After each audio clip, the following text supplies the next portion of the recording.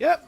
Oh, gentlemen, Yeah, well boy. rested now? Yeah, man. Had a little break there. I ready. Everybody feel a little bit, pep. I got a little pep in the step there. All right. Let me go. That's good to see everybody Yeah, back. man. Oh, it feels smiling big there, man. There you go. That's my resting face. Hey. All right. No problem. Hey, everybody. Welcome again to another episode of The Living Room. We are back. We had a little break. Sometimes it's good to get a little pause, a little rest. We actually didn't realize we've been doing this since, was it April, March? Or Yeah, March? man. End of April. March, beginning of April, or so. So we thought it was a good time to take a pause. So much happening. Just rejuvenate the batteries and just come back and give of our best every time. So welcome again. I see so many people there. I see Sylvia there, Michelle Grigg in there. I see Patsy. I say Patsy, but Anne, that's mother-in-law there again. Behave yourself, boy. Get it right. Eunice and Jason Wilson, I see you in there. Welcome again. Great to have you. As usual, it's me, Andre, and I'm here with my good friends Mark and Philip. We are We Global, if this is your first time here and you don't know who we are. And this is The Living Room. This is the place where, like we do all over the Caribbean sometimes, especially probably on Sunday evenings, where friends come over, you have a drink, you right the world's wrongs, and at that time, everybody's an expert about everything. So we just thought, why not bring that virtually as well? So this is The Living Room. As I said before, just me, Andre, with Philip and Mark. How we doing, guys? Good, man. Somebody good. just saying we look fresh. You look fresh. I feel fresh. You feel fresh? Yeah. Good. I feel fresh. So what's going on? So that was 2 weeks now since the last show. A week time break. is- time to A fly. lot happened in that 2 weeks. How you guys doing? What y'all get up to last Sunday when you were off? What you got up to, guys? Well, to be honest, I just relax. I just thought, well, a Sunday off, I'm just going to chill out. Try not to do too much. I know. I actually don't remember what I did. Probably did a little bit of reading. You the cooking, man. But that's every Sunday. I don't get a day off. That is not. Oh. Are you hinting there that you I'm want? not complaining. Get that right. Yeah. Not I don't wanna complaining. get- I like Hey, being in the kitchen. Hey, LB, Yeah, don't want yeah. to get you in trouble. You love the kitchen. You love cooking on Sundays. You enjoy preparing. Yeah. You enjoy making that stuff, I think you was coming to the end of your week off, if I remember correctly, last Sunday.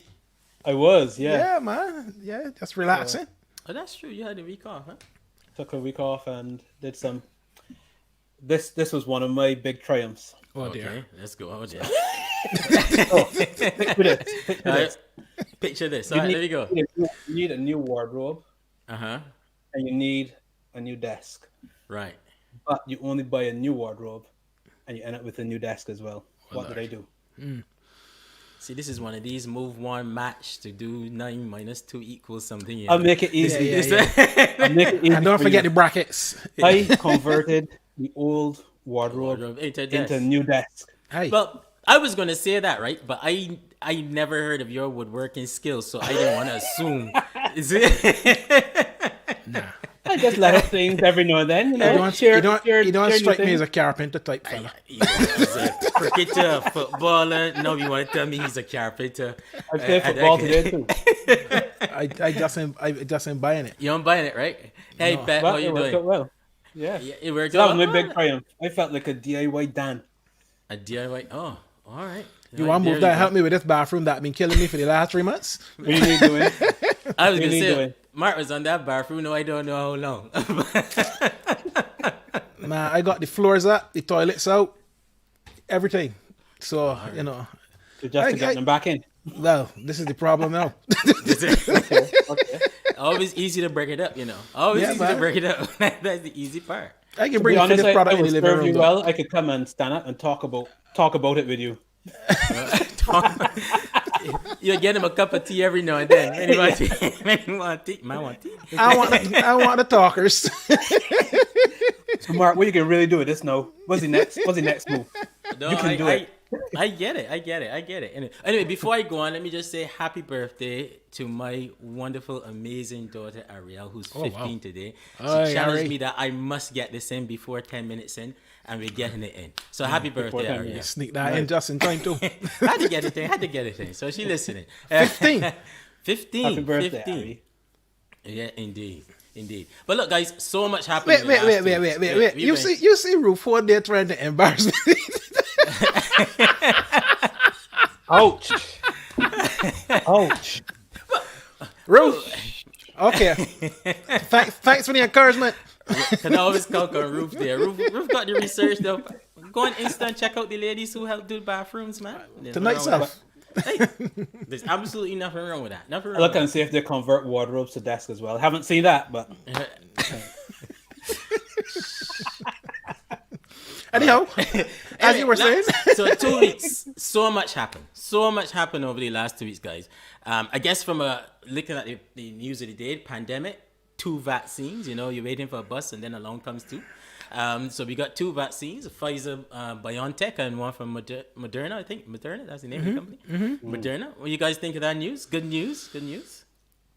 I don't know. Pause in. Yes. Good news. It's good news. You know, we've been suffering for a long time over the course of the last just almost a year now. So I think it's great news that there's a potential vaccine or 2 vaccines on the horizon. Two. On the One horizon. said initially 90%, then the second one came and said 95, and then the first one went 95%, back and said 94, Yeah. 95. So you know, you just got to see who's who there and what's happening there. But it's a good thing. I think it's a little bit worrying in some ways. In that, why? you know, Because it's so quick. well, if there's a rush and you don't understand, I don't know what's going to happen in 5 years' time. You know, how do we know what the In terms of effects side are likely effects? to be? Okay. Yeah, But this is one of these though. But do you wait 5 years? That's the thing. I think we're in a catch-22 here on this one. And all we could do is not unfortunately, but all we could do is trust the data and trust those who are there to make those decisions. I think. Yeah, and I mean it seems like a rush, but if we look at the history of the area, a lot of technology has changed. So machine learning has improved a lot, has come leaps and bounds within the last even 5 years as well. There's a lot more knowledge there about how to do data crunching and large scale stats and modeling with machine learning. So that's one big thing. And the other thing is, of course, the history of inoculation and study of viruses goes back many decades now. So All right. although it Hey. seems like a rush, it could I'm be. putting me in biology class here. no, so I just got one question for him. So when you will be on the front of the line come February when they're doing mass vaccinations up there in Manchester, yes? I don't know yet. I have to see what, If I can, no, don't all of not that, just that that's- one. I don't Give know. me one here too. Just I always take all my injections like a man, even as a boy. After all that, the man said, I don't know. I don't understand that. I don't Moving along. understand that. I just building myself up. Indeed. But anyway, good step in the right direction. For sure, So, for sure. I think That's encouraging. I think everyone needed some good news during this time, especially with the second waves happening right around the world and what's not. I think many people, including myself, was getting a little bit, everyday bad news, how many people dying, how many cases, what's not, Yeah. still saying vaccine years away, and that kind of thing. So a bit of good news, albeit uncertainty at the moment, is a good thing. So I ain't got no problem with that. no, I agree. I agree. So we go with that. So no problem. Barbados, we see this happening as well. Wow. Finally. Yeah. Nelson is gone from Hero Square. I really didn't get a lot of, long talk about necessary needing a referendum and all that kind of stuff there. Unnecessary. I say get him down, move him. I thought it was handled quite well, though. It was I watched the whole presentation of it on the evening, and I thought it was handled very, very well. And there are moments of significance, and that will be a real moment of significance in our history as we reflect on it in times to come, I suspect. I think so. It was definitely about time. I mean, yeah, I didn't think we need to talk about it anymore. I think it was Nelson's time had gone, and this is probably 20 years too late. 20, 30 years late, actually. Not too late, but 20 or 30 days late, I should say. People were saying, we spend so much money to take down and move a statue. I said, no, the money wasn't spent to take down the statue. The money was spent to erect a new legacy and direction. And that's the way you have to look at it. It's really about the celebration, the inspiration of there is more. There's a bigger picture and a bigger future there for what now looks like the No. Barbadian. No, yeah. I Absolutely. completely agree. Yeah. I completely And as you talk about the future, I don't. You saw that young Barbadian, Maria Marshall, Maria who Marshall. we Maria Marshall. showcased on our Facebook page this week.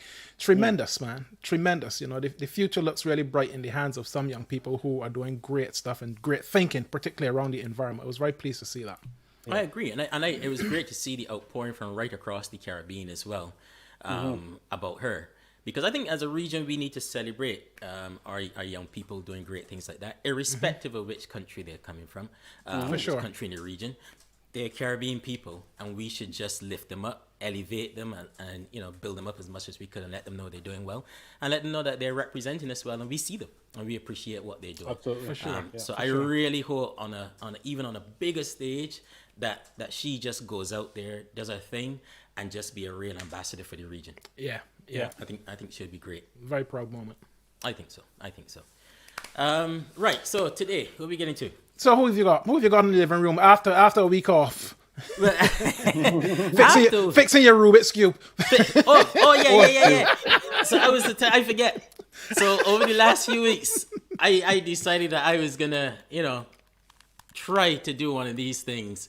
After years and years of having a Rubik's Cube, I never look. We all grew up with these things, and at home in Barbados, well, I can just speak for myself, my friends. We would do one side and all that kind of stuff, but we never do the thing. But I have made it my business over the last week to understand the cube. Okay, become one with it. Become one and to sort it out. And I'm getting there. The one thing I would say is, don't look at stickers or colors. Look at pieces. That's the aim. Phil, I don't know if you saw the comments on his Facebook profile. No. There was a young lady called Dion Maker who gave him a piece of advice, and she said, "Look, at this stage now, just take off the stickers and stick them back on, and you're right." No. By the end of the show today, I'll show you all how far I can get to now doing this thing. So who we got then in the living room this evening? A few weeks ago, this story popped up here in the media here in the UK. Oh yes. After Prime Minister Motley had made the announcement that Barbados was going to go to a republic, and this story came in the British media saying that the Queen only moved to drop that Barbados moves to drop the Queen as head of state is being driven by Chinese interference, and it just got me to thinking, because I was like, pardon me, that was a bit of lazy journalism. Because if you had taken any time, you realize this has been an ongoing discussion in Barbados now for 20, 30 years. Yeah, absolutely. About that. And other countries across the region too. So who says it has anything to do with China? But at the same time, when you look into it, you also realize, well, actually, China is becoming a force within the region. And there's a lot of news around what's happening around the world as well. With their Bridges and Roads initiatives. So we thought, let's try to understand what's happening in the region. And as we dug into it, we realized, there's a lot of activity happening here. So we thought, let's just bring that in the living room and just have a conversation as well. Okay. So why not? So today we have Wesley Gibbons from the Media Institute of the Caribbean, and also from the Caribbean Investigative Journalism Network. And he'll be having a conversation with us. He's from Trinidad. And from Suriname, journalist Ivan Carroll is going to be with us as well. I know many of you would have seen the promo as well, surrounding that we were going to... Sorry, I guess got a little thing pop up there, so my thing. Sorry. So some of you would have seen some promo that we would have had Natalie from Trinidad in as well. But unfortunately, due to some circumstances beyond our control, she was unable to join us. Nonetheless, we have some awesome guests, and we're going to have the conversation.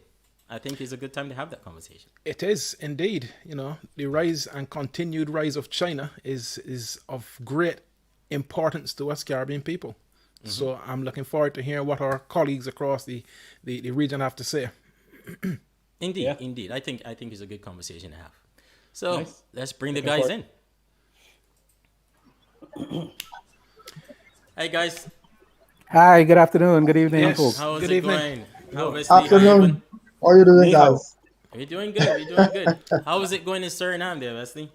Well, Not Ivan Wesley, has been Ivan, sorry, interesting. Ivan. Well, everything cool. We have a new government, and about the weather today, it's raining. So Everything is great. Well, I hope you're not going to cause as much trouble in here as you did the last time, Ivan. Because the last time you were in the living room, you caused a Hmm. big stir about the rotis. I don't know if you remember. Yeah. So The, the, the, the, who came here and tried us with this roti? but we ain't gonna start there. But We ain't anyhow, gonna go there now. listen, it's great to have you back again, man. Good to see you, and welcome also to yourself, Wesley. So look, we've got a really important topic on the agenda this evening around China, and I know you guys have been doing a lot of research. So perhaps Wesley, is the world's center of gravity relocating to Beijing? You think? No, well, let's talk about where it might be and where we hope it should be. I think you spoke about the emergence and rise of China in the world.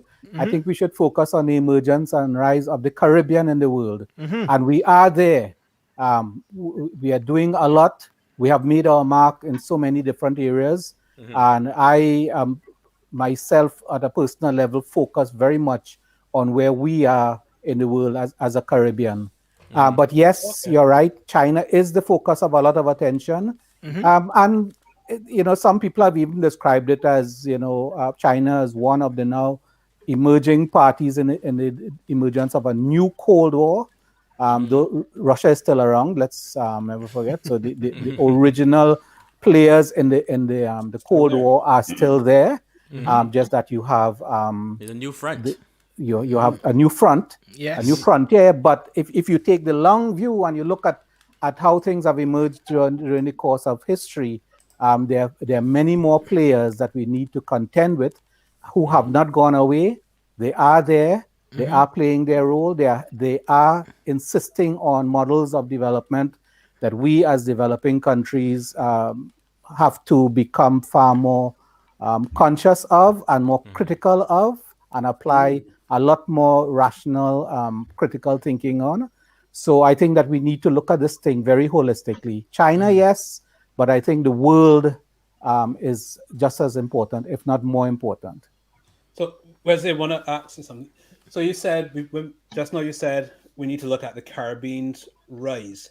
So do you think the rise of the Caribbean is is what's attracting more Chinese presence, Well, I or think, yeah.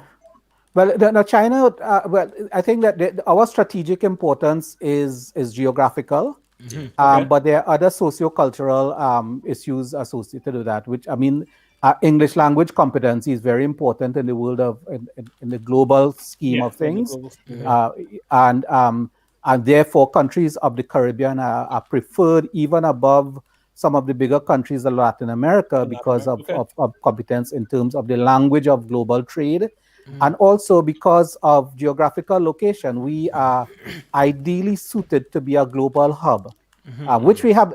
This is a long history, because we can go back to the days of slavery and colonialism to know, why would these countries pay attention to us in the first place if we Strategic did not importance. have Yep. in us assets that outside of the fact that we're small and people think that sometimes we tend to think we're small and we're unimportant, but we are clearly not. Yeah. Yeah. That's a strong start. I like that. No, for sure. And No, that's a very interesting way of looking at it, actually, because I think when everyone thinks about if they hear the subject matter of China in the Caribbean, there's always a negative connotation that would be the first thing that jumps to mind of that relationship, and the first thing that would always jump to mind is perhaps imperialism and looking on another country looking to dominate the Caribbean. But you're saying, but no, it's the rise of the Caribbean, or perhaps people fully understanding and Strategic appreciating the importance. geostrategic importance of the Caribbean. So that's a good, interesting way of looking at it. Yeah, no, for sure. empowering. And Ivan, I know that you've done a lot of research into this area also. What's your research starting to discover? Well, mainly it's almost the same like what we have seen in other Caribbean countries. But the thing is, in Suriname, the relationships with Chinese nationals, it goes way back. I think 150 years something. They were one of the first groups who came to Suriname as immigrants, and they are over the years they became part of Surinamese society. And the last 20 or 30 years, we have seen a new group, a new wave of Chinese immigrants came that are more in industry, trade, and stuff like that. But the relationships with China, you can say it goes back since 150 something years ago. And China was one of the first countries Suriname had bilateral ties with when the country Suriname became independent in 1975. So on that level, there's always been good cooperation between the governments of Suriname and China. For so as far as I know, there were no conflicts at all since our independence in 1975 until now with China. Yeah, and I think you'll find that in most of the English-speaking Caribbean countries, you have this sort of long-standing relationship with China. Yeah. And as I said in a pre-discussion, that we need to make a distinction sometimes between the country China and the Chinese as people. Because just as was the case with Suriname in the English-speaking Caribbean, in Trinidad and Tobago, for example, the Chinese were among the first set of indentured laborers that came after the end of slavery. In fact, the Chinese were in Trinidad and Tobago even before the Indians. And not a lot of people tend to realize that there's this sort of like view of who and what constitute our quote unquote indigenous, because the real indigenous people are virtually absent.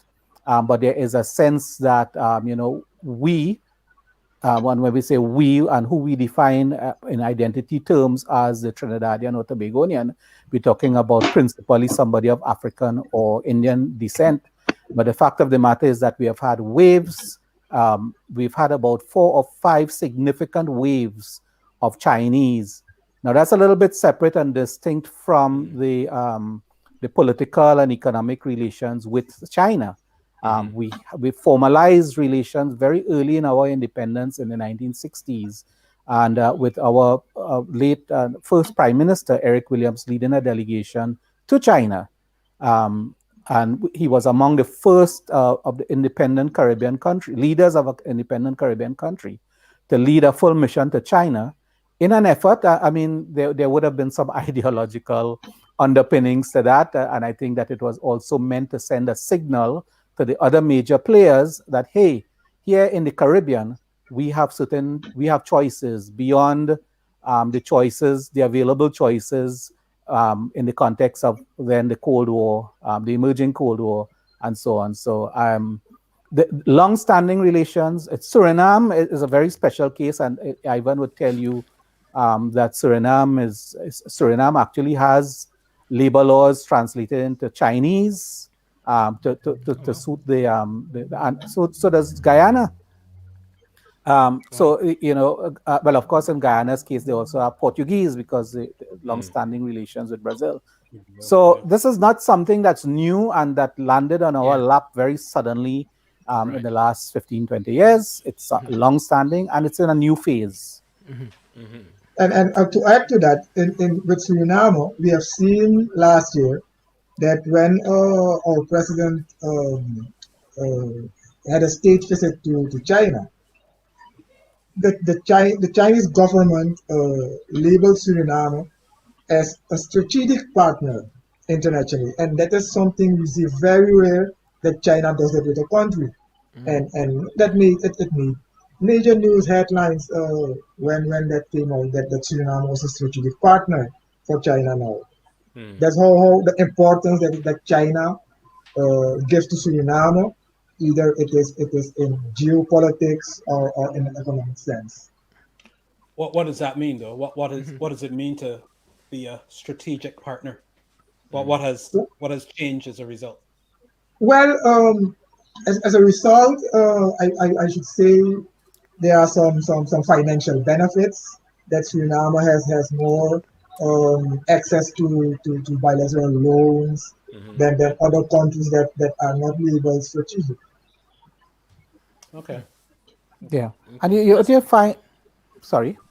No, go ahead, Messi. Yeah, China's Belt and Road Initiative focuses very heavily on the Latin America and Caribbean region, Yes. because it's seeing in Latin America and the Caribbean and different roles being played by the Latin American component and the Caribbean component. The case of Suriname and Guyana, they straddle both sides and they are a sort of like jumping off point. So it's very significant that they reinforce their relations with Suriname and Guyana, and in the process creating one or two nervous neighbors. But the fact of the matter is that one of the problems of trade with Latin America is ocean access. And so Yeah. you'll find that Suriname and Guyana are very, very important. Yeah. They are needy countries which won't instinctively turn down offers, generous offers of infrastructure that would facilitate the movement of goods and services from Latin America to the Atlantic Ocean to the Caribbean. And so they're very important strategic partners.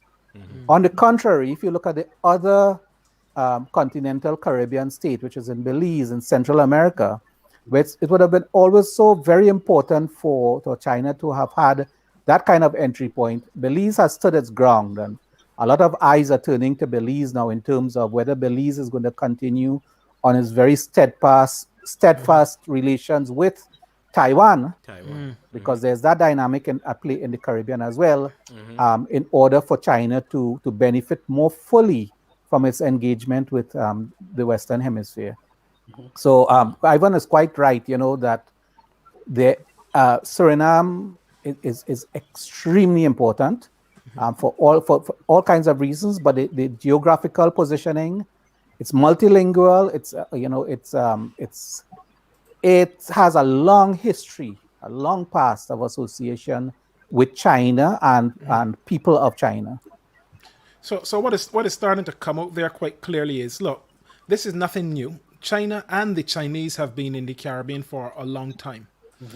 But why does it feel different? Why is there a different feeling emerging? Where's that coming from? I think Now, that. Okay, go ahead. Go ahead. Yes. no, Ivan after you. Okay.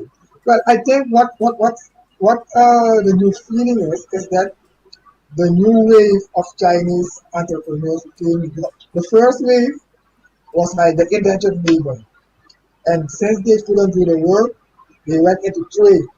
So most of the department stores are owned by Surinamese Chinese. They are Surinamers. They have the nationality. They speak Dutch.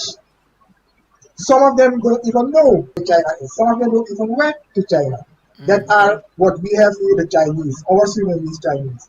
Interesting. But the new wave that came, they came with money investment from China and taking over other Surinamese businesses and sometimes complete sectors. I well, there are still rumors from where the money comes from that it's maybe provided by the Chinese government.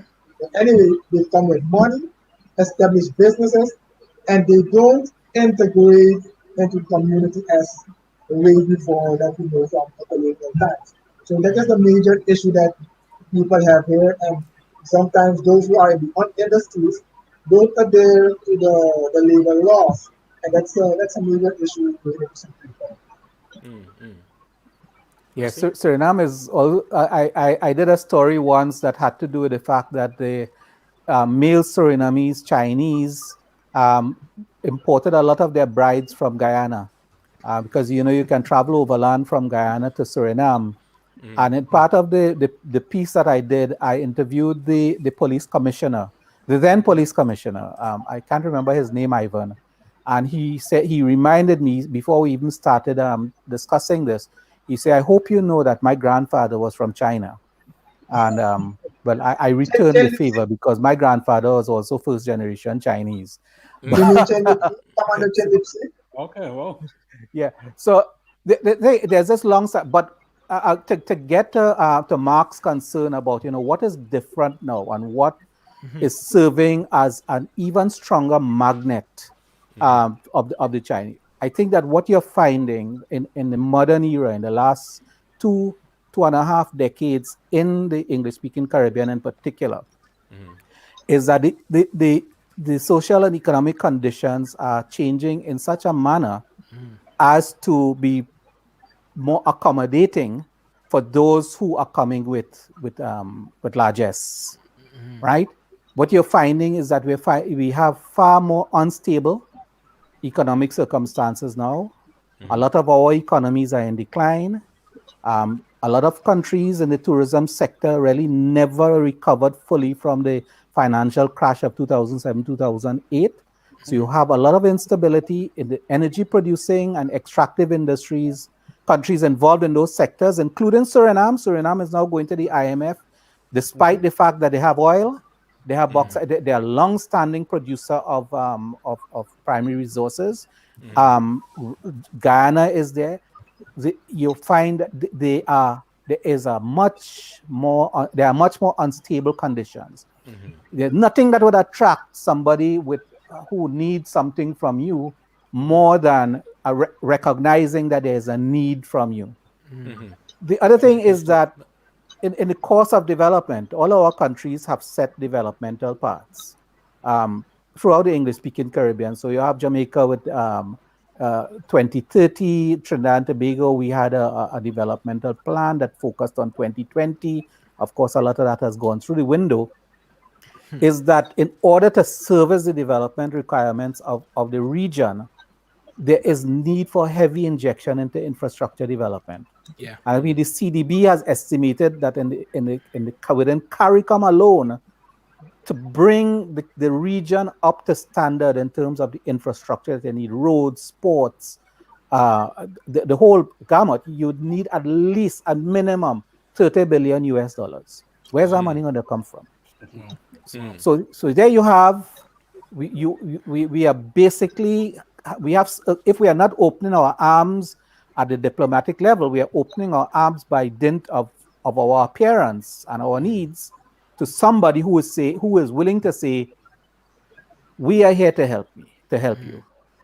But we need to look at what are the strings attached, and that would be the devil in the details. Exactly. So even to expand on Mark's question a little bit, I guess to be more specific, what's different about the quote unquote support that we are seeing from China today in the region versus the quasi support we may have seen from Europe and North America in the 70s, 80s, 90s? Is there something different in the way it's being conducted? Because even as you saw the press clip that I showed there from the Daily Mail a few weeks back, which hinted that, I mean, you read the full article, it almost says that China is being very predatory within the Caribbean and Africa and other places as well, with the way how they construct these deals. Is that right? Is that different? And is it any different than what we've seen with the United States or with Europe in the past? Well, in Suriname, we haven't seen any predatory stance from China yet. But we have seen that uptick in financial loans from China, the Chinese government and state institutions, and money that is not readily available from, like, for instance, the Netherlands, where that was our traditional development partner, or the European Union. In fact, at this moment, China is Suriname's largest bilateral financial injector, to put it like that. You see? And the conditions that they are putting forward for you to access those monies and other technical facilities, that they are on a lower threshold than maybe from the USA or the UK or Europe or the Netherlands. So, like just what Wesley said, Suriname has its needs to do its own development, and they are looking for partners. And at this moment, as for instance, of the last 15, 20 years, China was willing to step in that vacuum that was there regarding finding loans. Because on the international capital market, almost a no-go for Suriname. So you have to look at the opportunities, and our governments that came the past years, that's their window to look for the money. But how much do we know about the conditions that are being levied on some of these monies that you're talking about there, Ivan? Well, the thing is, we don't know the nitty gritty and the fine prints and those stuff like that. Uh, no, none of the governments provide you with that, with those details. They only paint the nice bright pictures, like there's a new housing scheme here, financed by China, there's a new road, or what have you. But the fine prints, like what will happen if you couldn't pay, that we don't know. But I did an interview with one of the ambassadors who was here, and he said that China is not in the business of taking back or take hold of what is being built in Suriname. So for now, we should take him on his word. Really?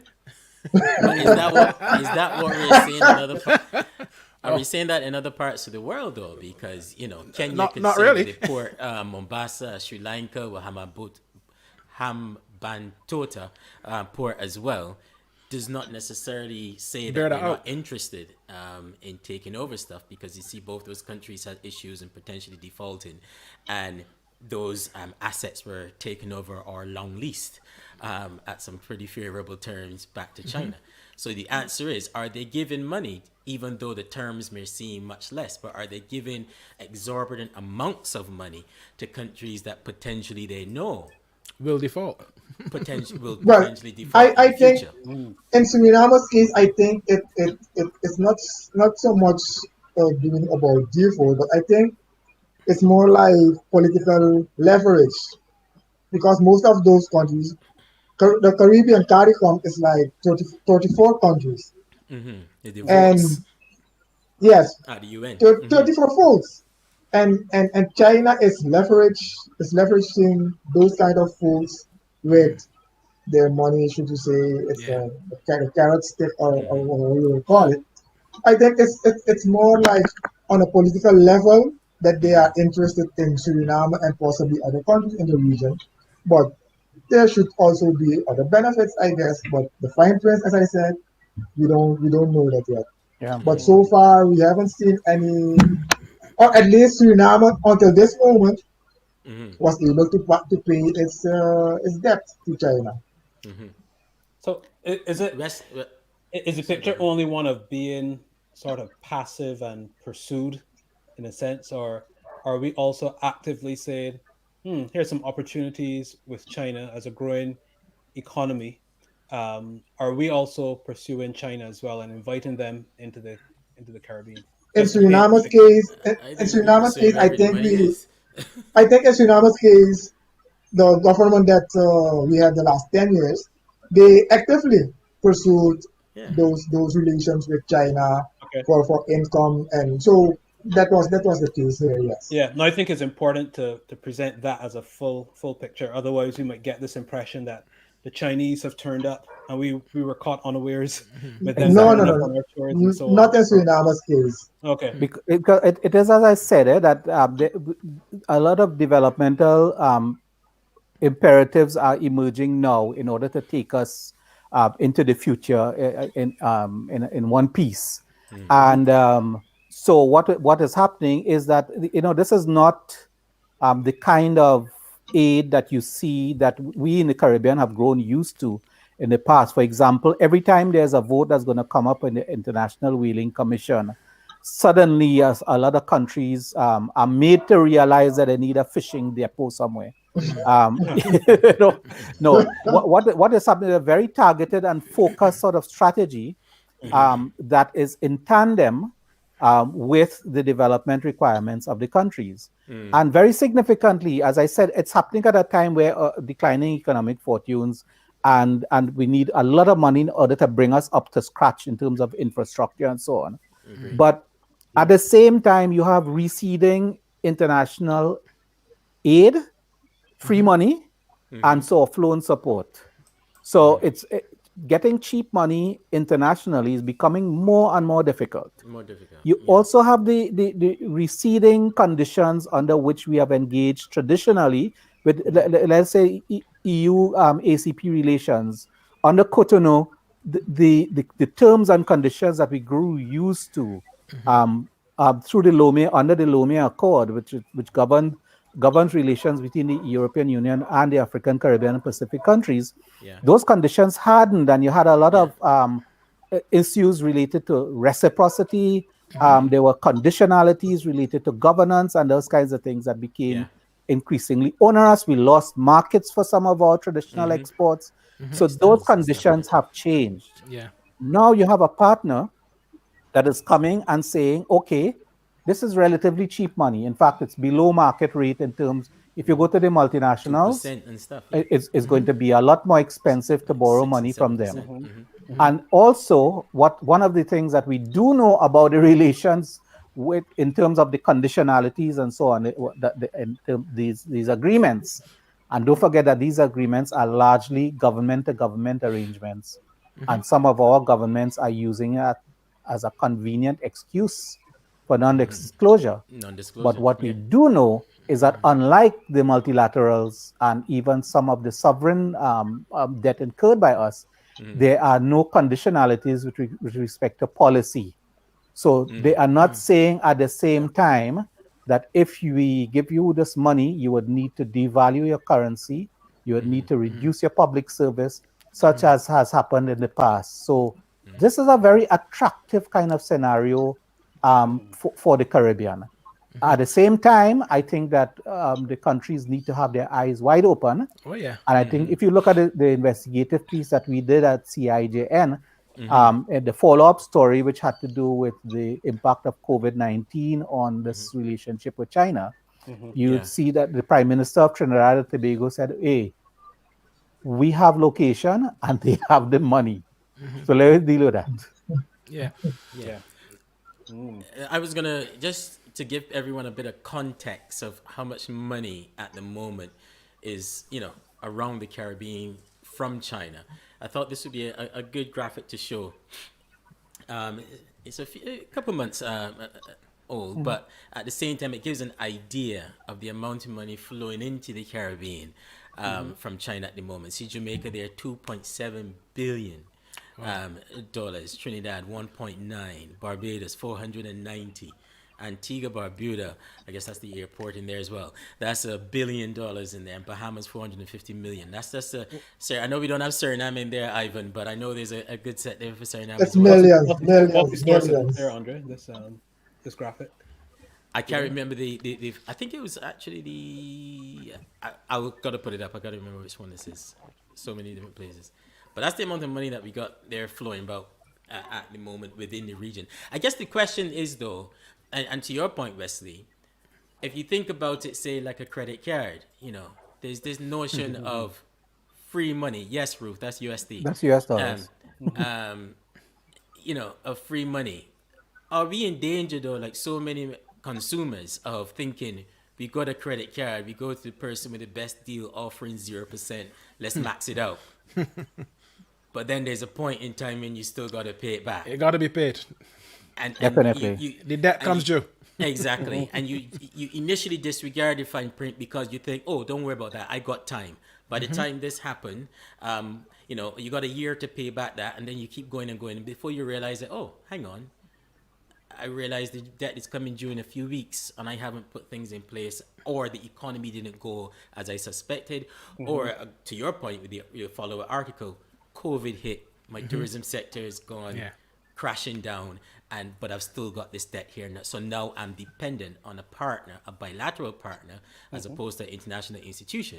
I'm dependent now on a bilateral partner to be not necessarily merciful, but be understanding at that time.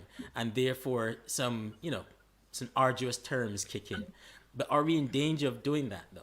And I'm just looking at examples from around the world, Kenya, Sri Lanka, and other places, or examples where this has happened. And we've got some massive projects going on in the Caribbean at the moment with lots of money.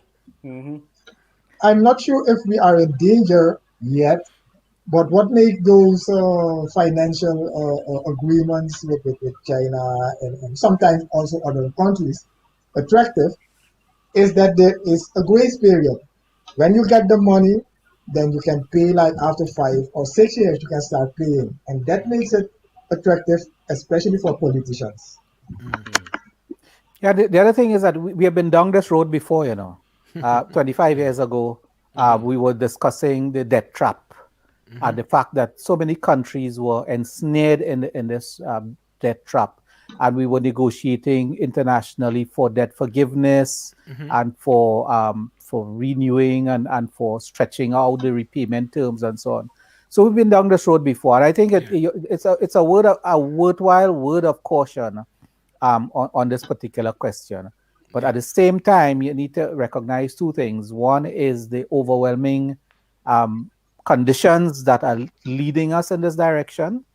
That the fact that our development path is heavily encumbered by a lot of conditions that have nothing to do with us directly. And the other thing is that we need to be far more assertive in terms of how we assert our sovereignty. And one of the things that irks me a bit, and there'll be international relations people who are looking on at this. And I remember the last interview I did with someone, a very senior expert in this area, and I said, aren't there issues of sovereignty involved here?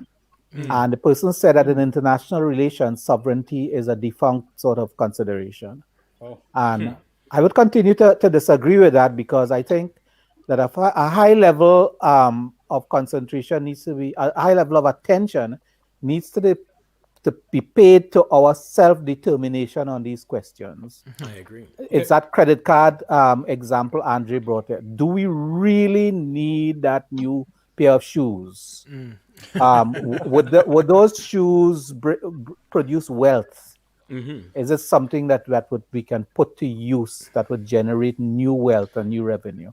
But Those are We do like me and convert our wardrobe into a desk. absolutely. But Absolutely. you know very well that governments think in terms of the big and shiny and the legacy. And that is what makes these things very attractive, And I think, somebody's saying there in the comments that we've never been down this road before. We don't understand the fine print on the credit card. We don't know what the default looks like. And there was an interesting piece in the paper in Barbados today where we saw that Needham's Point defaulted by 2.7 million. And what I found interesting about that was they're getting around the table with the government, they're getting around the table with the lenders, and they're trying to find a solution. But what we don't know in this scenario with China is if, for example, some of these large sums we start to default on, is there going to be a getting around the table? Is there going to be a finding of a solution? Because nobody seems to be able to understand what that might look like. Yeah, well, And it's quite scary. Already on certain specific projects, you have had derogations on both the Chinese side and on the national side. I saw on the graphic you brought up the tourism plant in the Bahamas that became highly contentious, and that was an issue where the government did have to go back to China, and China did have to go back to the table to sort of set all kinds of issues that we really can't get into here emerged. And even during the COVID era, because if you know that COVID-19 hit China first and hit them hard.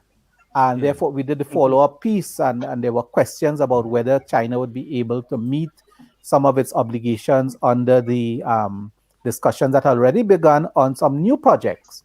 In Trinidad and Tobago, for example, there's a need to refurbish the General Hospital in Port of Spain, which used to be the sort of main hospital, and that needs urgent work. And there was a question as to whether China would be able to continue providing the support for that, given their modus operandi, because one of the things that they insist on is a certain level of Chinese employment on these projects. And with COVID-19, you didn't have the free movement of people any longer, and therefore the question of are they able to bring workers here?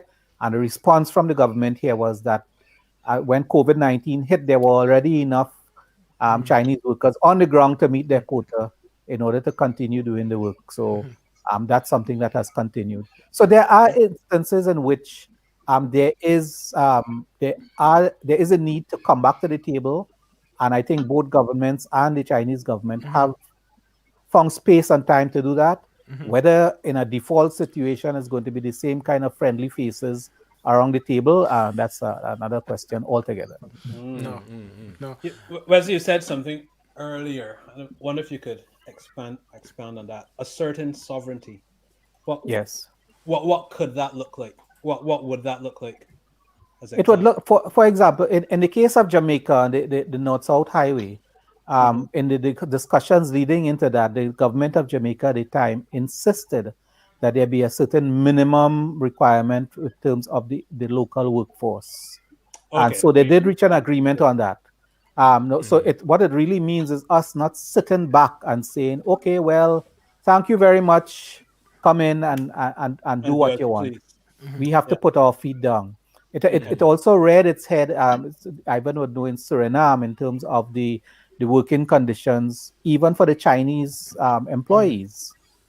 It became current and topical in Trinidad and Tobago and in Guyana as well, where you had Chinese workers whose terms and conditions were not in keeping with domestic legislation. And that's one of the reasons why in Guyana, for example, they translated the labor laws, some of the labor laws, in order that the Chinese workers themselves had access to, because domestic legislation, and that's another way where we need to assert this notion of sovereignty. They're Yeah. not coming into a free zone type bubble, and we have experience with that, where our governments have agreed in the past that China was nowhere in sight at the time. Yeah. We have agreed in the past to allow international companies to come and operate on our sovereign territory and be exempt from labor laws, be exempt from tax laws, and a whole wide of exemptions that the average everyday national or national business was not going to be entitled to. So it's nothing new, but I Okay. agree that we need to keep our eyes open and to assert ourselves and Yeah. to pronounce on our sovereignty much more strongly. But that assertiveness comes with some planning and preparation. It's sort of like this scenario of, if you have a, I always go to food, so sorry about that. If you have a if you have a No, pizza or something even I was better hungry. than a pizza, there's food there on the table, and you have two people around it, and one guy goes, "You can eat that." No, you go on. You No, go no, on. no, you go on. You have it. I have no plans for it. yeah, You ego have break. it. But it's if we as people and as nations have plans for our own stuff, Of our course. own food, our own resources, and vision for it, then when another player comes along, we're saying, well, this is what we have in mind, with or without you.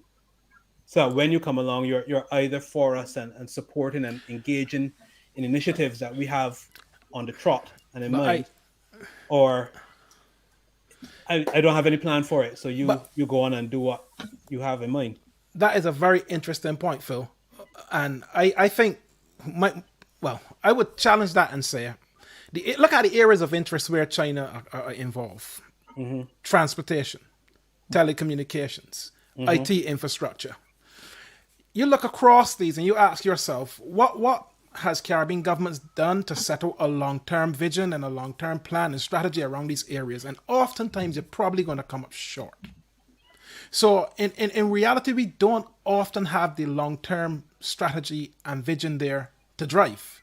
So we are then being driven by the economics that presents itself and then takes us off down the path of what the funders want delivered.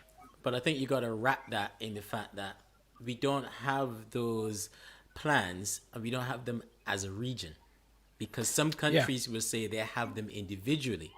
And when you look at what's happening in this case, as was the case in previous times as well, when we look at dealing with the US, in the case of Suriname, dealing with Holland, and dealing with the European Union, is that all these things are happening bilaterally. How are they fitting into a wider Caribbean plan of development? And where is that plan and where is that roadmap? And we aren't seeing that. And I think, for me, and no different from, say, some of the other hegemons of their day in the past would have done, they're taking advantage of that lack of cohesiveness. Yes. And one of the things that I'm hoping that this COVID period allows the Caribbean to see is that going it alone just is not going to work. And I I'm like that. Yeah. hoping that they have a pause, even in looking at the BRI initiative from China, and go, hang on, okay, we are where we are, to use that good old British phrase that I don't Yep, like. we are where We we are are. where we are, but going forward, we need to do something different as a region so that we get the benefit and can spread the risk.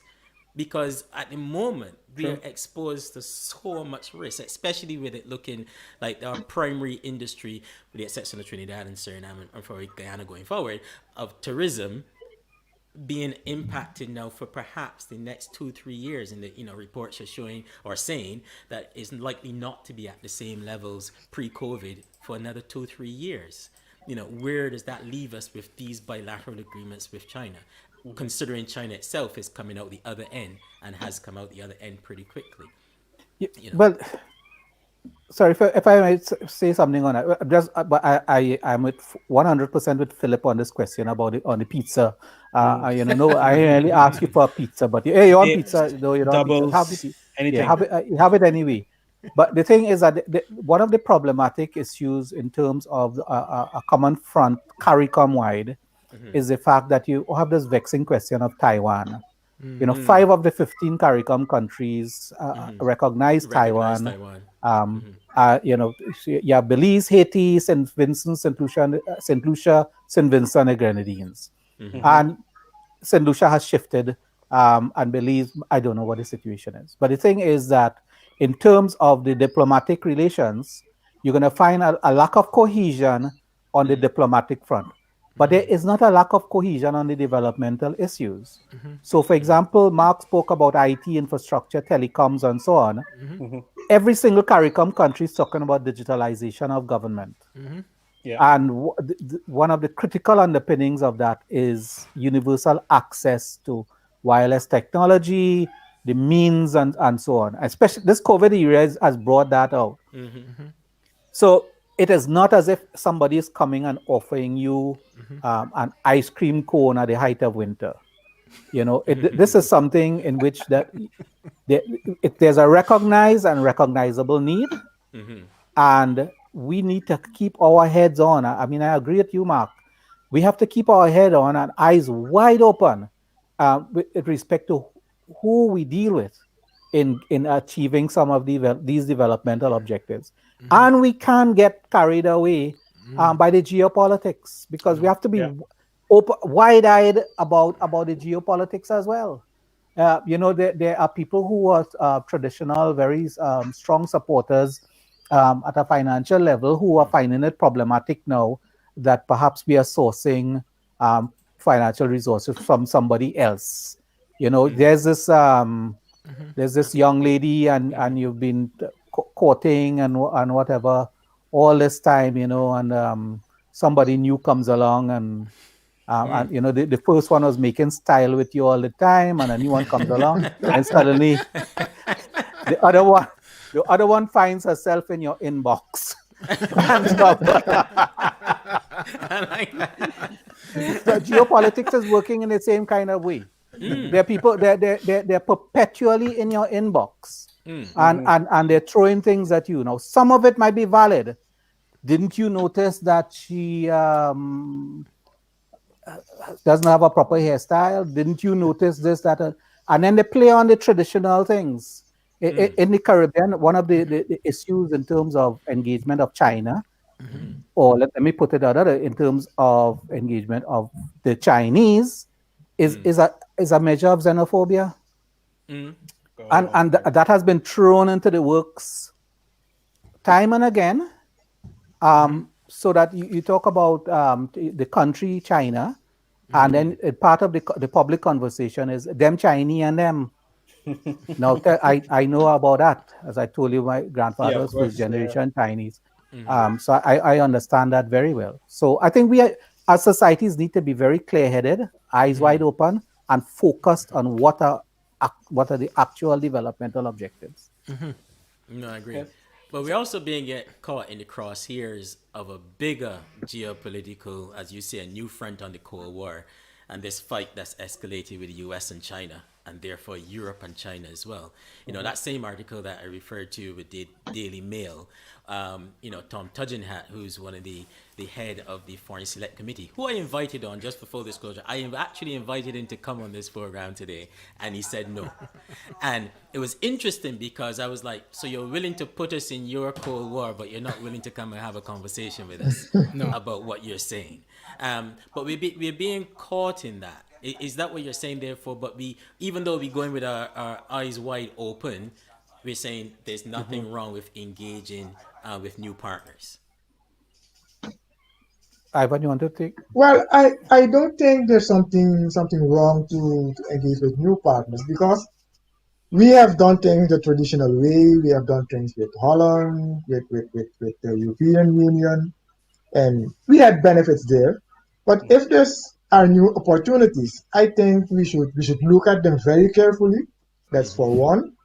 And if offering something, if it fits into your development path, like for Suriname, if I'm correct, the most projects we had here, or we have here with China, were proposals by the Surinamese government, things that were in their development plans, the issues they saw here, for instance, like housing, infrastructure, and so on, the airport, and they put those, and internet, broadband, access, and so they put those projects forward, and China had its conditions, and on base of those conditions and the discussions, and what have you, they came to agreements, and they financed some of the programs and the projects, and it's now up to Suriname to keep its word and pay the debt. Do we have any disclosure, Ivan, around who owns the asset once these major projects have been completed? Do we ever see any of that detail? Well, we don't see the details, but if we should believe the government, that none of what has been done in Suriname has been put forward or give as collateral. That's what they are telling us, but we haven't seen the fine prints. We haven't seen them. So for now, we have to go with their words. But because there were discussions here, like for instance, when the broadband project was in the developing stage, that people were saying, especially politicians from the opposition at that time, that our national telephone company, that it was being put forward as collateral, and either also the government and the Chinese partners came and said, no, that's not the case at all. We just provide the loans, and they have to pay back, and that's what's happening. Interesting. In your research, when you did your two articles, let me give give it some context. So there's always this question on whether or not, and to use your phrase, I like your phrase, very diplomatically done there, Wesley, earlier when you said sometimes we got needy governments, but then within those governments there's some needy people as well, and we know that sometimes foreign investors like to take advantage of needy people across the world. Have you seen any particular evidence of things like that happening in order to have access to to our markets and for those projects of some needy people? If you mean like corruption, money under the table, we we haven't seen it in Surinese project. We don't have evidence of that. People are talking that there are some money and stuff like that, but we haven't seen the evidence, so we're not sure. We're not sure about Okay. that. Yeah, and I think Suriname would be a good test case for that, because there's been a change of administration, and there's a lot of keenness on the part of the new administration to show up what the last set of guys were up to. Already have had action against senior members of the last administration, and there's a trainee who wasn't caught up in the middle of that. He remains in custody without charge. I must say, there seems to be something quite wrong about that arrangement, because I don't think that under principles of international law, one is entitled to keep someone against in custody. But that's a different question. But the thing is that well, we don't know, and the fact of that we don't know is disturbing, because we ought to know. There has been a lack of transparency, and not only with respect to these arrangements. There is a culture of secrecy, and it's a culture of secrecy that's not only official secrecy in our societies at large. We all operate Yeah. as journalists Yeah. in our society. You understand. The culture is one of secrecy rather than of disclosure. This is So a you'll find that compounding factor. the Association of Caribbean Media Workers, which I led for quite some time and I'm still active with, we have called time and again for our countries to adopt access to information laws. And just 8 out of the 7, out of the 15 CARICOM countries have access to information laws, and in instances where they exist, they're quite weak. So that's something that we need to keep up the fight with. As an average everyday citizen ought to be able to go somewhere within the official system and say, listen, I want to know what is the arrangement with respect to employment levels under these projects, whether it's Chinese, whether it's whatever. And whether or not it is a government to government as opposed to a private sector arrangement, or an agreement between the government and a private company, where to some extent, I know in energy contracts, we have that issue here in Trinidad and Tobago, and certainly in Guyana, I had that that issue, which is becoming more topical now. You had a lack of disclosure in terms of some very critical conditionalities. And so I think that a lot of the onus is on us as sovereign states to ensure, and as citizens and as journalists, to insist that the conditions are there for a much higher level of transparency in government dealings. Procurement legislation. There's no reason why that procurement legislation should be a matter of debate in some of our in our countries at all. So true. I mean, what would there be to hide? That's always a question. No, but one project though that seems very different in the Caribbean is the YIDA project in Antigua, in my opinion. As far as we got a little thing there we can hit. Oh, Yeah. not that one. Did that one? Yeah. Yeah. Yeah, I know of it. Yeah. It seems this one seems very different though, by the way of what China seems to be able to control. And it's almost like they're building an outpost of China in the Caribbean. And it's different from that perspective. It's also different from a perspective, and you mentioned a word there, Wesley, that is interesting as well. Culture. Our cultures are very different in how we go about doing things, and our norms, and what we pay attention to, and what we value and we hold on to. And definitely in this one, we put a post on it on our page, just highlighting the YIDA project and going into some detail on that as well. It really feels as if there's a disregard for our culture in certain aspects, in terms of our greenlands, our marshes, those areas that we hold as key, and important for our country, as far as even from a climate change perspective, and they're disregarding. So is there something there as well from a culture that we need to fix before we go after the money, let people understand what we value, who we are, what we stand for, and what we need as well out of these deals? Because it feels, especially in that project, for sure, that there's something that's gone awry there. But I think in those cases like what you just described, it is up to us. You have to love something first before somebody else will love it. If you don't mind, as a politician or as a people, that your marshlands are being destroyed, I don't think that somebody else will value it more than you.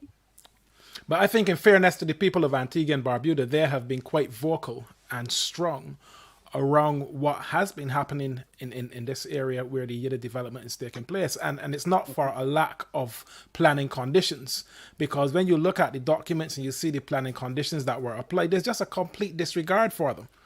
by the development. There's no regard for what we think is right and what we hold dear to ourselves.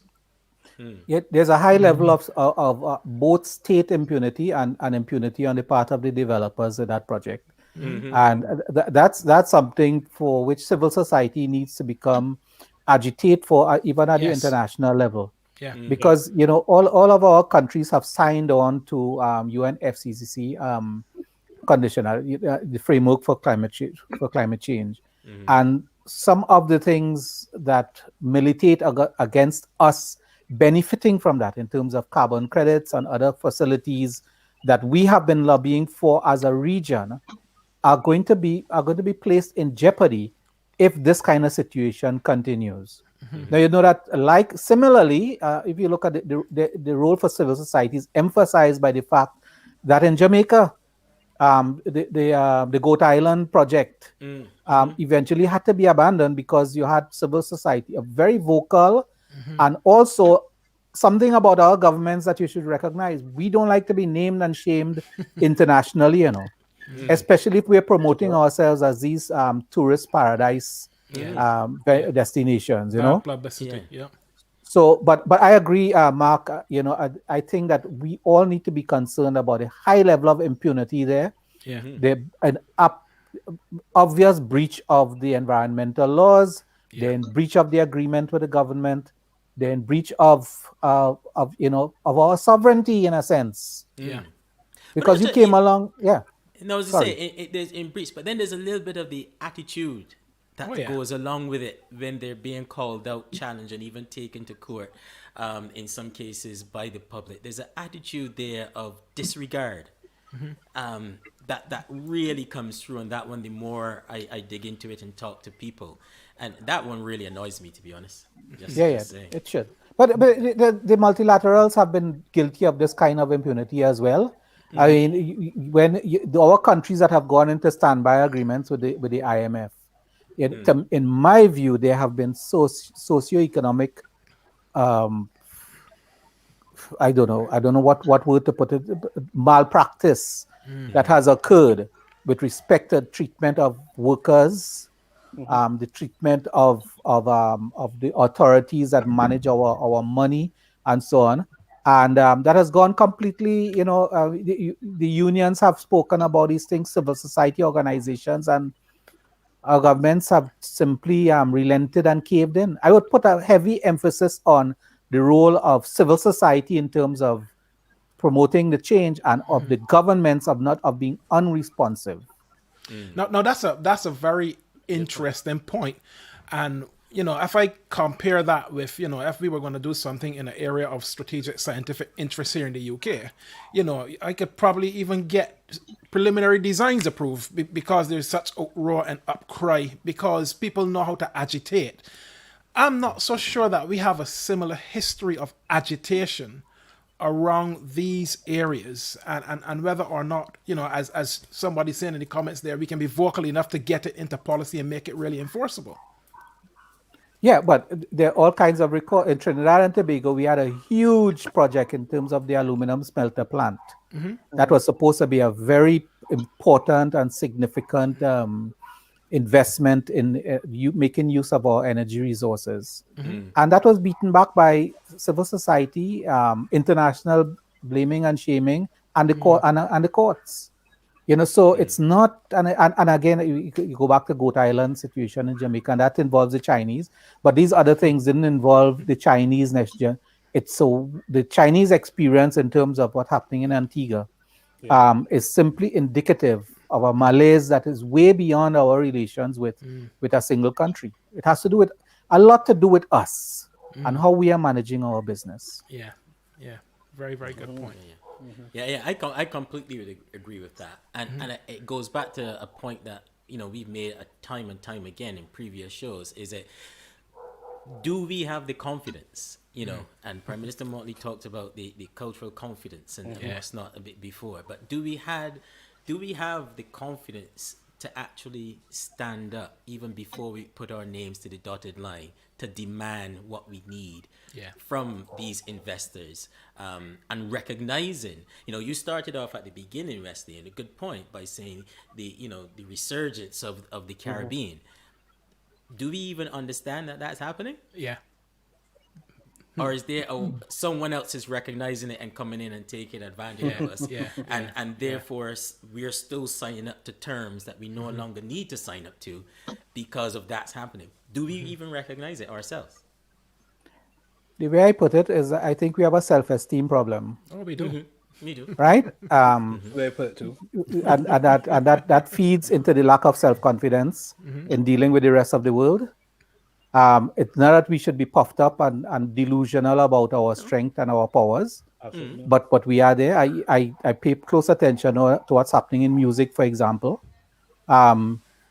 We are becoming musical imperialists. You look at what's happening in our music that came to us via West Africa. It has gone back into West Africa and taken it over. All the young people music that you're listening to, they're doing soca, they're doing dance hall. They probably don't need to call it. They don't need. And the worst thing, then the most effective component of imperialism is that it happens to people and they don't even quite realize what's happening to them. So they're not going to call. I see a big queue and cry, oh, why don't they call it soca if it's soca? I don't think that they need to call it soca. It's happening to them. And it's happening to them because of us and what we have done. And we could thump our chest and say, look, we are the ones who did that. And we need to find ways to monetize and to make sure that this adds to wealth. And therefore, one of the big areas in the Caribbean that's wholesomely ignored is this issue of IT.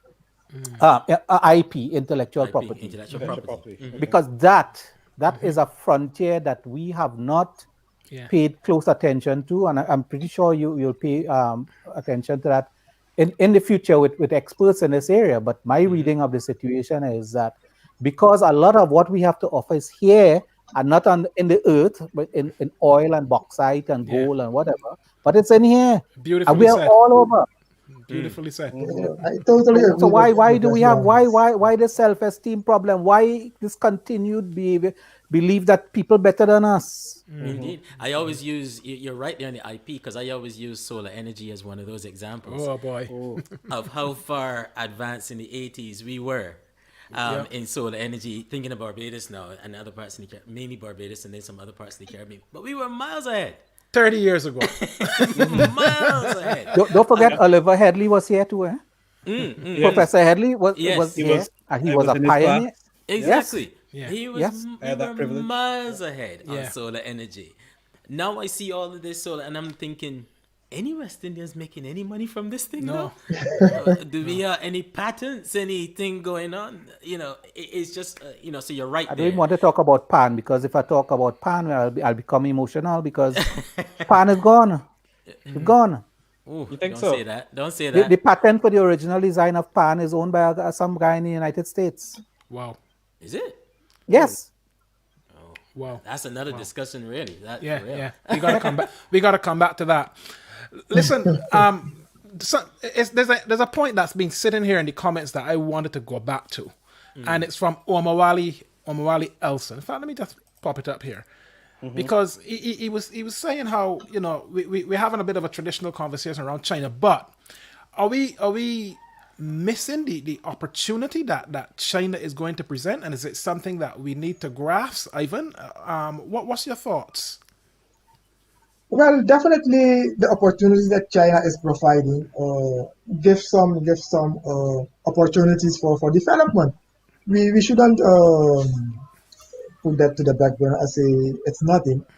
Definitely, what China is offering and what they are doing, like for instance in Suriname,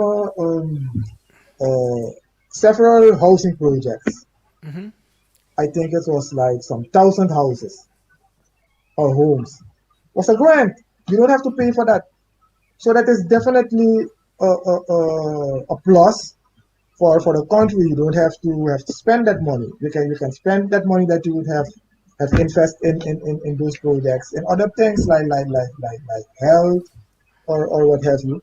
So definitely it's not all negative what China is bringing in. So that's not the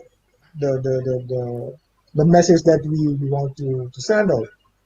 You see, we definitely have some benefits. The Caribbean has benefits, but as Wesley said, we should also look at the long-term issues for sovereignty, and if we can pay back, that's the thing that we have to look to. But it's not all bad what China is offering Suriname and other nations in the Caribbean. And I'm glad, well, Omowale would say something like that because I've had this kind of discussion more than 40 years ago. We go back a long way. All right. Okay. I hope he realizes that that's exactly the road along which I am traveling. Which are, yes, there are things that are happening that are not good, are not good for us, and we have made some mistakes along the way in terms of relations with China and the arrangements that are in place and already in place. Some of these things have been bad for us, some good. But I think we need to start to explore the opportunities.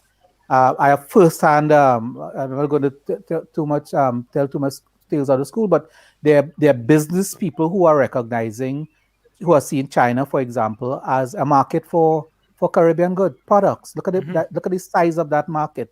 Yeah. Okay. And the links, it's no longer like in the 1920s when my grandfather came here on a boat. It probably took him a month to come here.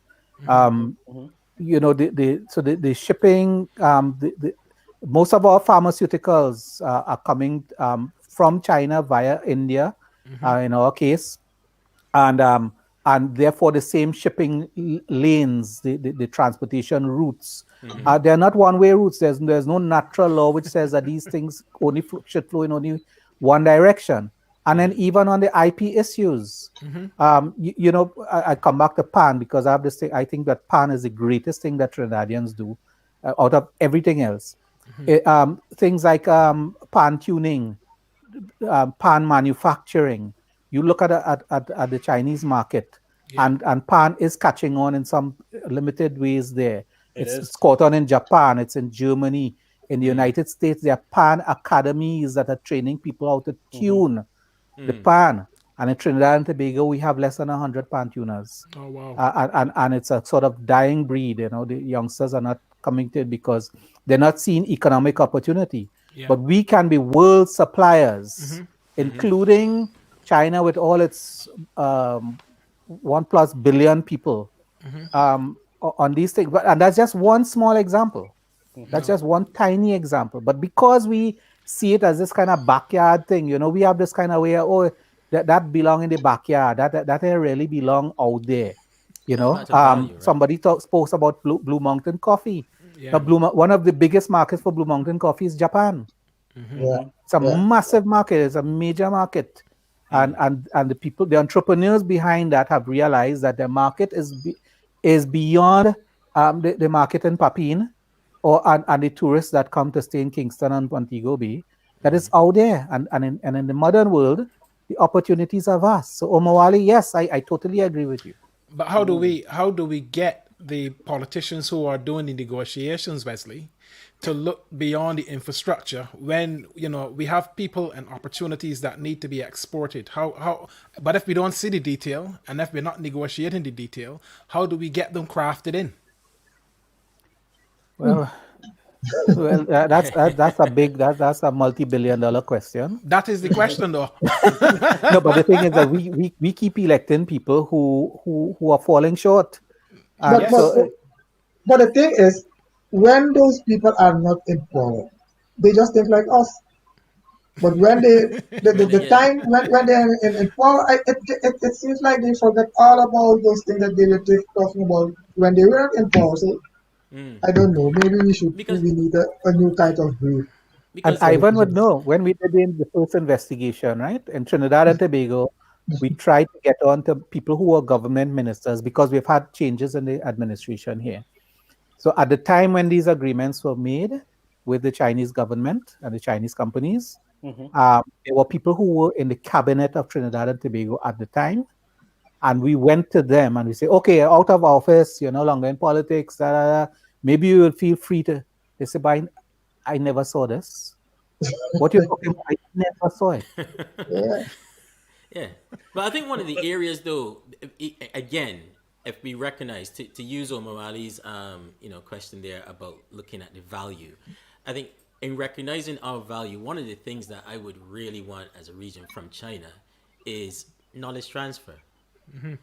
The Chinese are adept at technology in taking Mm-hmm. um, different different things and being able to understand, unpick it, redo it, and what's not Mm-hmm. IT, broadband, manufacturing, what's not.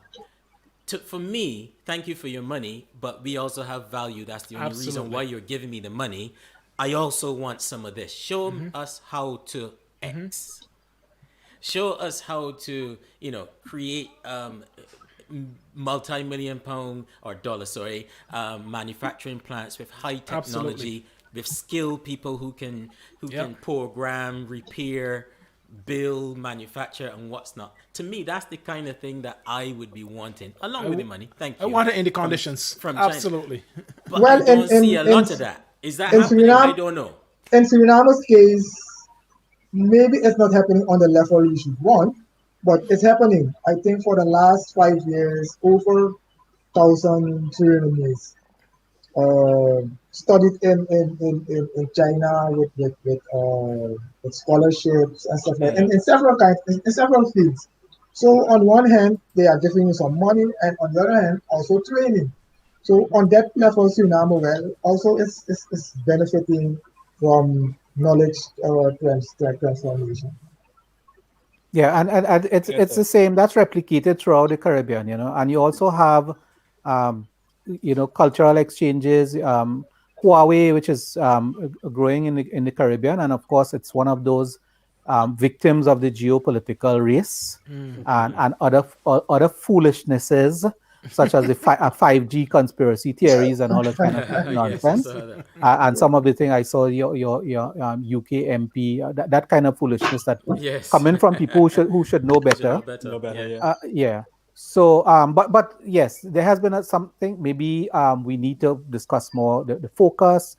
Most of the countries we have the Confucius institutes that are very active in terms of language learning, and which is a very important thing. And they Mm-hmm. have found there that some of our capacities are things that they require themselves. So you have these exchanges um, that are taking place all the time out of recognition of the fact that this can be a mutual exercise, and far more than just the cosmetics, which we know about very well. Exactly. Since Lome, we knew about the cosmetics of EU ACP relations. That okay, they are feeling guilty about slavery and colonialism, and here we are giving, to the extent that in the midst of the reparation discussion nowadays, there are politicians in the UK and elsewhere who are saying, but whatever happened to Lome We and had low Cotonou? man. Didn't Yeah. we kind of repay some We of helped our you debt? out. That Yeah. Yeah, Yeah. because Yeah. but it's all PR and cosmetics. Got But it. I think rightfully so, we said before as well, some of this is on us because to your point, we've got a lot that they want. But the thing is, when you have these cultural exchanges, one of the things I find, whether it be China or even here in the UK, there's a system to which those people coming back are going into that is Mhm. helping them exploit what they've learned over there. Very often, I'm just speaking from some of my friends now who may Mm-hmm. have gone to different places as part of these scholarships and what's not. Mhm. They come back home and they're writing applications for a quote unquote ordinary job to go somewhere else, but nothing about what they went for and the reasoning behind what they went. They're not coming back into a framework that's going to help us as a nation No. exploit it.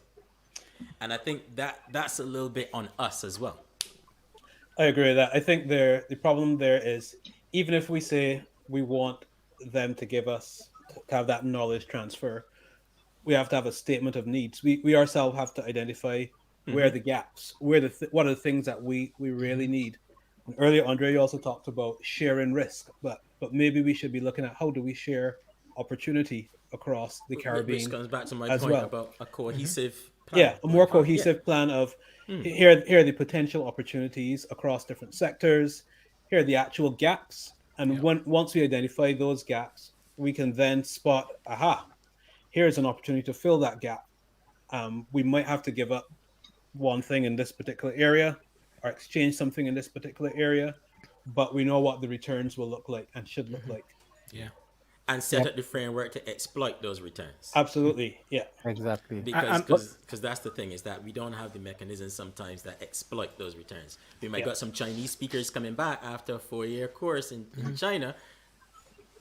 Within 2 years, they lose that Chinese language because they've just come back and they've had to no find outlet to practice it. exactly no outlet to do it and no framework in which to exploit that. So yes.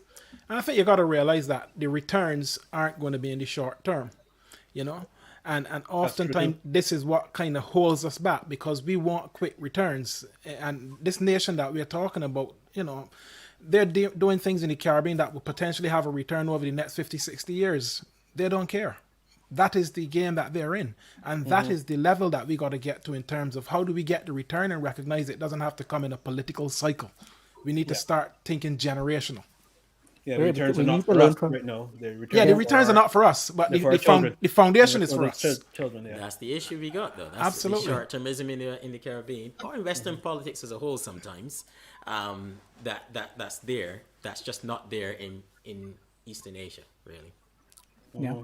They just play a long-term game. Sorry, go ahead, Wesley. You know, Mark's point is an excellent point. Why would China have a football league, a professional football league?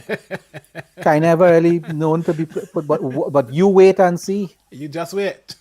Wait and see. It's an investment, and we have not been fond of that kind of approach. No. Even with the cultural exchanges, the learnings there would go beyond the technical capacity. Okay, so you come back and you know how to assemble a carpet or whatever it is, or to fix a tap.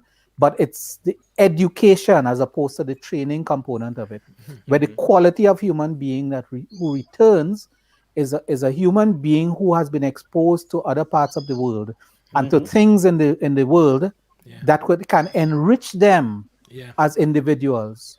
In the Caribbean, we have this tendency to focus on the functional, technical learning. So you have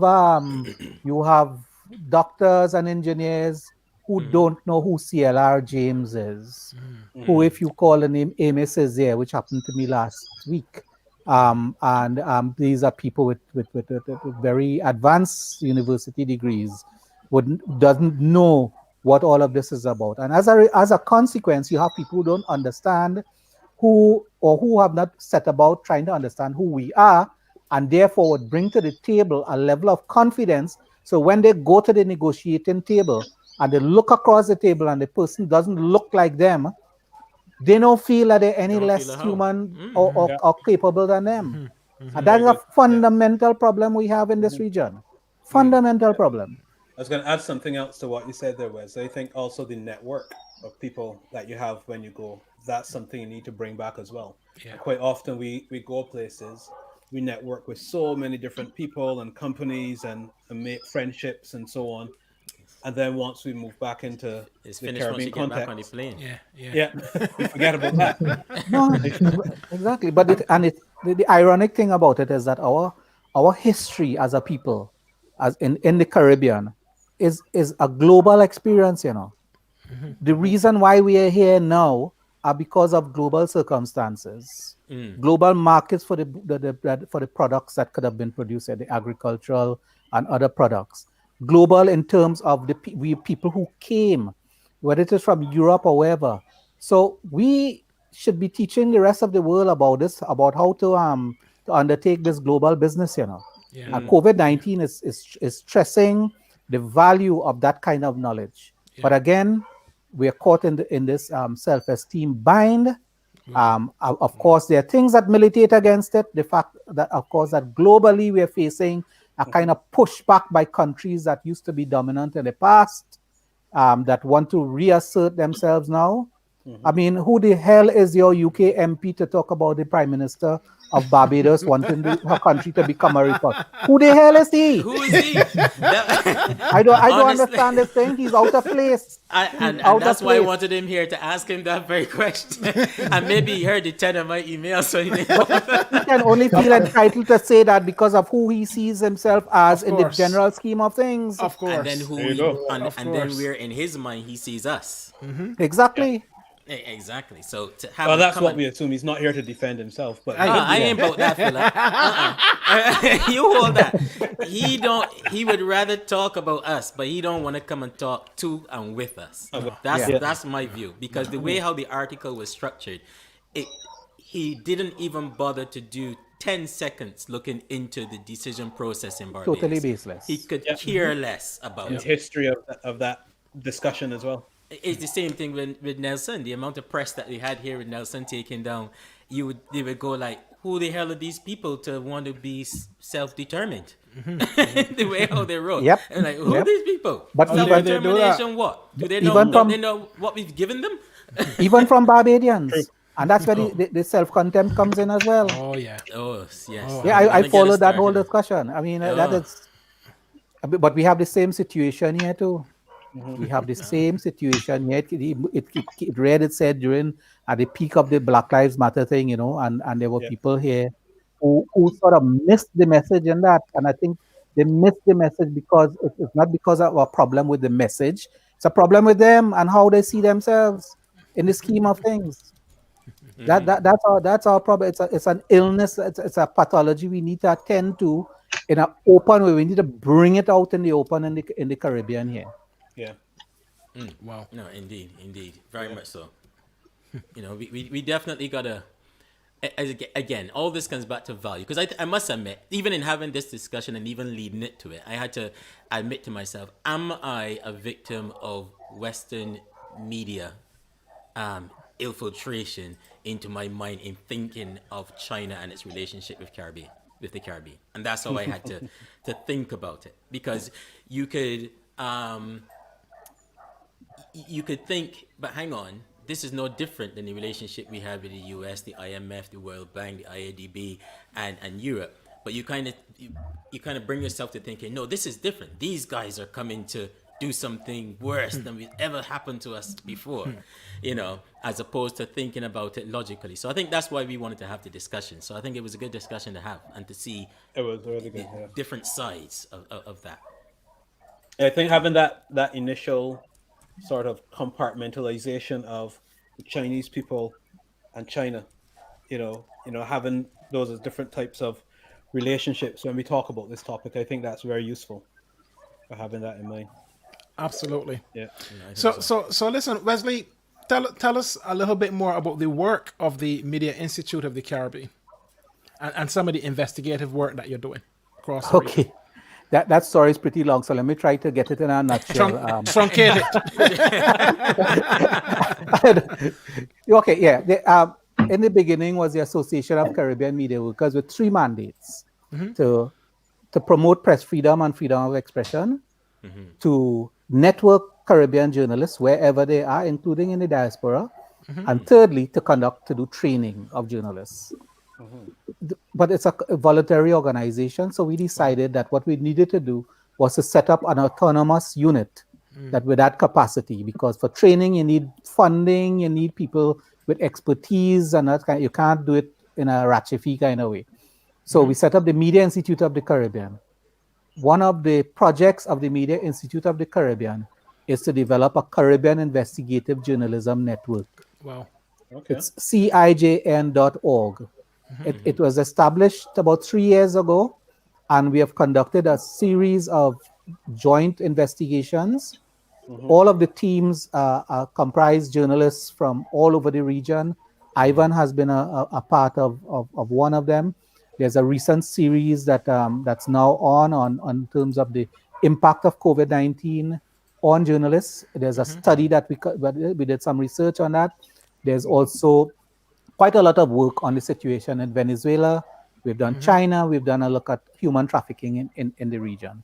So that basically is the work. It's incorporated in Jamaica, but it's regional in its makeup and design and conduct. Wow. Okay. Wow.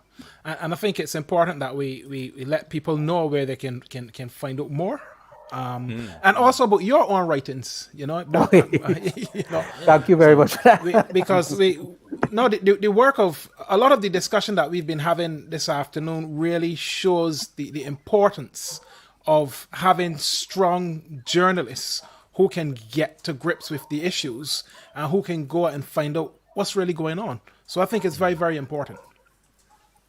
Yeah, and one of the things that comes after this self-confidence issue, we use journalists from the region to write about themselves. Yeah. So if we want something in Suriname, we have our journalists there, Ivan, etc. Now there are some areas in which there is there are clear weaknesses, technical weaknesses. So we do recruit people, and the idea basically is that we would acquire the knowledge so that we'll be able to do these things ourselves. Fantastic. So that's the No, principle. I think it's great on CIJ, and I know there's some fantastic articles there. I've found myself I found it as a go-to place in the past few months just to understand what's happening, and the fact that it's us writing about ourselves, just as right here it's us talking about ourselves. For me, that's all the more attractive. So I think it's some great work that's being done. So well done to both yourself, Ivan and Wesley, on that one as well. That's really good. Thank you. Yeah, Absolutely. I really enjoy that. But look, guys, thank you so much for coming by and for having this discussion with us about China in the Caribbean. And even more so as well, because I think both of you started out from a historical perspective, even though we were looking more contemporary. But I thought that was really good to have that historical context of they were always here for quite some time. And what we're seeing is an extension of that relationship, and it isn't something that just came up the last 10 years to be predatory. So I thought that was a really interesting context there at the very beginning of the conversation as well. And thanks a lot. In many cases, we would have thought, or I would have thought, and some audience might have thought it was all predatory and negative, but I thought you guys brought a really balanced view to the discussion. Agreed. So that was great. Yeah. So thank you very much for that. Hope you guys enjoy the conversation as well.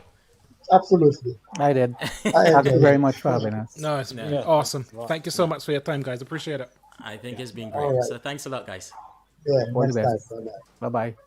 Bye-bye. Another good conversation, fellas. Wow. Yeah. That's good. Yeah. Great way to come back, huh? Yeah. No, I think so. I think it was a fantastic conversation to have after a break. Yeah, I enjoyed that, and I enjoyed listening to all of the background. China has been in the Caribbean for a long time, Yeah, long time. But I think the historical context is always really important, and understanding the change and the opportunity. Yeah, and I think the opportunity is really important to think about as well. I think sometimes you could be conditioned to think, oh, here we go again, we're going to mess this up, But again, maybe some of that is from a lack of confidence from what we've seen before and for how we're programmed to think about ourselves. But, I, for one, am always backing Caribbean governments to do well. And I hope in this instance that they do well, regarding this relationship with China. I mean, the international landscape is changing. I would say the downfall of the United States over the last few years, so to speak. The European Union is going through its own turmoil. Oh, yeah. UK is going through its own turmoil. So I think quite a number of people are going to be looking inward more. Yeah. I think and we need to be looking outward and finding new relationships and partnerships. I think the discussion was great. I think there's one thing that probably was missing. We talked a lot about more the diplomatic relationships and political level and governmental relationships and so on, policy. But private sector, we haven't looked a lot at what are the private sector relationships going on between the Caribbean and China, because that sometimes paints an even bigger picture of relationship between nations, and sometimes that in turn drives the more diplomatic and governmental relationships by creating, well, here's a reason why, and here's an example of what good could look like. Yeah. And they would have long, even deeper historic relationships with all of the trade and new opportunities themselves that are being created. So yeah, it's a good spot there actually. No, yeah, it's a good point. Though I would add a lot of the relationship in the Caribbean is government to government, and a lot of the private sector stuff is a lot of state-owned stuff there as well too. There's that context or that dichotomy when you're dealing with China too. So there's that in there. But no, I agree with that. as well. But look, I thought it was a good discussion, a good understanding of the different aspects at play, non-bias. I thought that was pretty good there as well. So, there's a lot to take in, and there's a lot, that we should be keeping our eyes open and holding our governments to account. I thought that was a good point that came out in the discussion as well. Absolutely. That we should hold our governments to account with these relationships that they're having with other governments, especially in these times. For sure. Especially in these times. And I really hope, because, we were looking at the different investments there across the region, or loans and what's not, the money that was pouring in. And a lot of that is happening at a bilateral level and not necessarily at a CARICOM, cohesive level. Yeah. With a plan in mind. That's right. With an end goal in state for the region. Yeah. And I really want to see that shift. And I'm really hoping that coming out of COVID, that's the shift or the pivot that Caribbean governments make, and that CARICOM becomes a bit stronger from that perspective. That's my that will be hope anyway. positive. Yeah, That will be for positive. sure. And listen, before we go, can I just draw something to our viewers' go attention? Yeah. So I just want to say a huge thank you to everybody who, you remember back in October, we chose to support breast cancer awareness this year, and we raised £459, and that's just a massive thank you to those people who donated. We really appreciate the effort, and we're going to be donating that to the Cancer Institute of Guyana, who were supporting us all the way and being very supportive of the campaign and being very supportive of the show.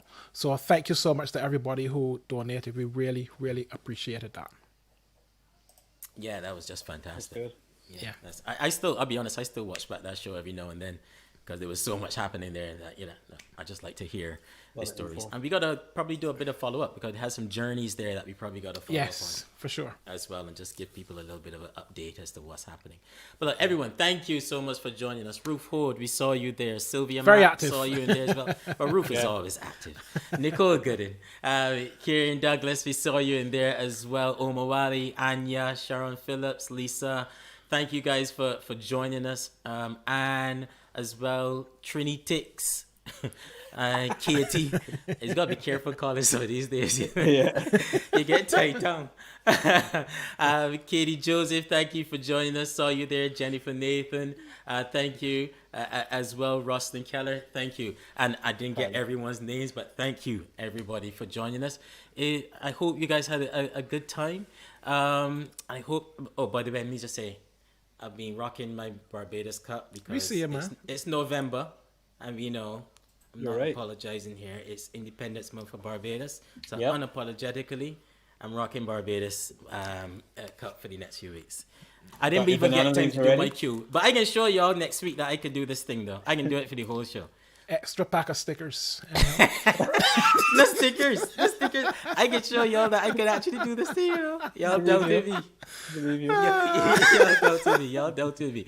Anyway, guys, thank you so much for joining us. Until next time.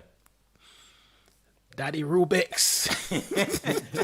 I can show y'all I can do this thing, man. Está bien, With one Dodi. hand?